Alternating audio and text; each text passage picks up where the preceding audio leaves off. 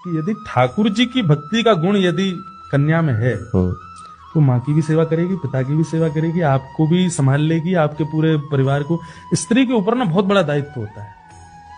जन्म लेने के बाद पिता का दायित्व, विवाह के बाद पति का दायित्व, जन्म देने के बाद एक पुत्र का दायित्व। तीन क्या कहते हैं कांस्टेंट जीवन जीने वाले लोगों का कल्याण उद्धार एक स्त्री के हाथ में होता है। बहुत बड़ा दायित्व। पुरुष के ऊपर इतना बड़ा दायित्व नहीं है। पुरुष को तो केवल अपना देखना, अपना परिवार देखना, पर कन्या को तो 3 परिवार साधने, पिता का, पति का और फिर एक और परिवार जो उसने जन्म दिया, पुत्र का। उसके ऊपर तो बहुत बड़ा दायित्व होता है। अगर इन दायित्वों में उसके अंदर कृष्ण भक्ति है, हृदय में थोड़ा भाव है, मुझे ऐसा लगता है तीनों दायित्वों को बहुत सहजता से वो संभाल लेगी। हमारे तो अगर कोई आपका जो प्रश्न था कि क्या देखेंगे, कृष्ण भक्ति का अगर गुण है ना, आंख बंद कर लेना, फिर मत देखना कि रूप कैसा है, रंग कैसा है, परिवार कैसा, कर लेना बस। जैसे ज्योतिष में भी कहा जाता है ना कि एक मान्यता है कि कुंडली में जो लिखा है वो होगा, और उसे बदल सिर्फ एक ही व्यक्ति सकता है या एक ही चीज सकती है, वो श्री कृष्ण है।